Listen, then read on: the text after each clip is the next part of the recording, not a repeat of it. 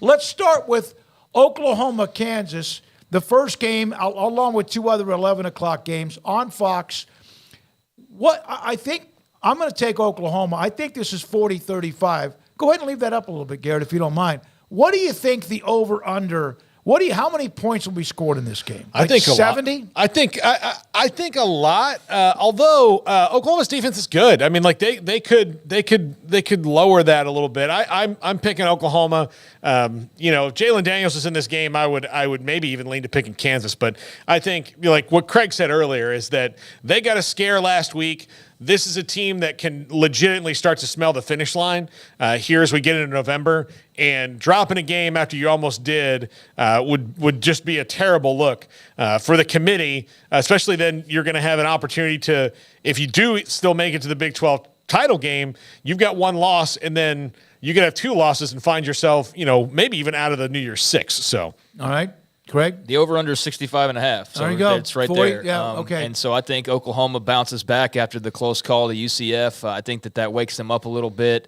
It's less self-inflicted wounds, although, I mean, the kicking game's shaky. The lack of explosiveness in the running game's an issue at times, and they give up a big play on defense a little too often, and that's what bit them last week. So clean those areas up as best you can, and I think that they're set up really nicely for this stretch run. But, yeah, I mean, going into Lawrence, and there's a lot of talk with the sellout crowd and Big Noon and all of that. But this would scare me a lot more if Jalen Daniels was at quarterback. But I don't think this is a cakewalk for Oklahoma. I'll still take them, though. All right, Houston coming off that. They had everything they could with Texas and just didn't quite get it done at a team in Kansas State that seems like they kind of have their mojo back.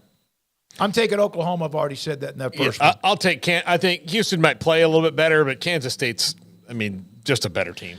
Kansas State's probably going to roll here. I feel for Houston. That was just, man, what if last week, right? I mean, what if? I'm always going to wonder for them about that, what that would have been like to celebrate a win over Texas at home. But, yeah, K-State is they're getting their championship ducks in a row to defend that title. And, man, that was an impressive performance last week. How do they keep balancing the quarterback situation? Well, they balanced it really well last week. So, let's see how they kind of, tweak that some more this week. Do we see more Will Howard? Do we see more Avery Johnson? Is it 50-50? What does that look like? But, yeah, they're way better than Houston, so K-State all the way. We've already picked that West Virginia-UCF game. That's also an 11 o'clock kick on FS1.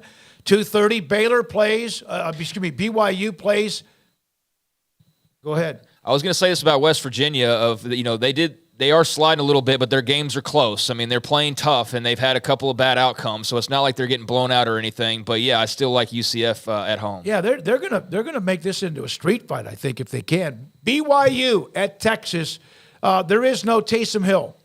BYU is obviously not bad, but I think on the road at UT, ABC 2:30, I'll take Texas even with what's going on with the quarterback issue. But I think Malik Murphy, they'll put up a big Sark will kind of protect him, but I think they'll be more aggressive than a lot of people think with him and what he can do with his arm. There might be some growing pains. I think they'll be fine, though. I mean, he's super athletic. I think they'll find ways to use him that work, and we'll see.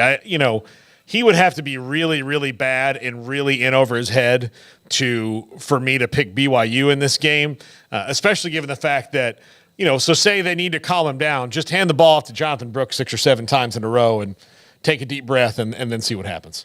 Yeah, I don't think Texas is going to turn the ball over 5 times with their young quarterback, unlike Texas Tech. And being at home, BYU, so much of their juice does come from playing at home. I think they are a different team when they've got that backing in Provo, particularly at night. So Saturday afternoon in Austin, I think that takes some of the sting out of their chances, and I think Texas is a way better team. I think BYU is a fine team, but I don't love really any particular part about the team, you know what I mean? Whereas with Texas, I can go, oh, like they've got this guy or that guy or this guy.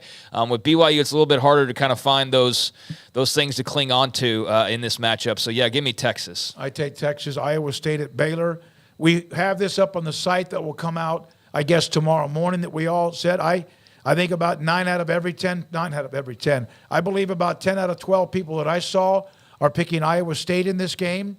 They've had an off week. They blew out Cincinnati on the road by 20, and I take the Cyclones to beat Baylor on Saturday.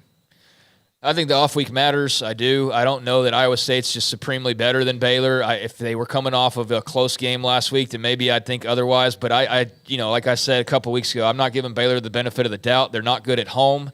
The win last week was fun. I mean, just to get a win and change the pace of what we'd kind of been talking about for what seemed like the entire season, really.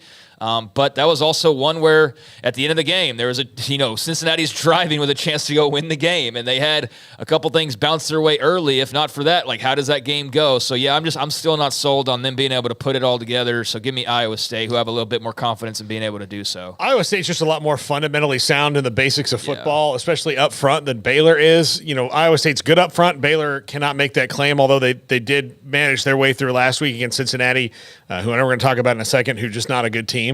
That was two bad teams playing each other. Baylor got the break in that game that flipped it, which was the weird thing that happened on the kickoff return.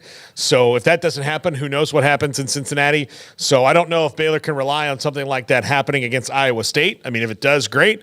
But I think Iowa State's just better. Yeah, I think they're just playing better. And Baylor, maybe the nastiness that they've tried to at least install with the change of the offensive line with Colton Price and moving Barron to the left guard, perhaps that is something that might open up a better and more volatile or violent running game. Who knows? All right, Cincinnati, after what they've done lately, they're now kind of in a free fall against a team that's going the opposite direction with a bullet that heads upwards in Oklahoma State.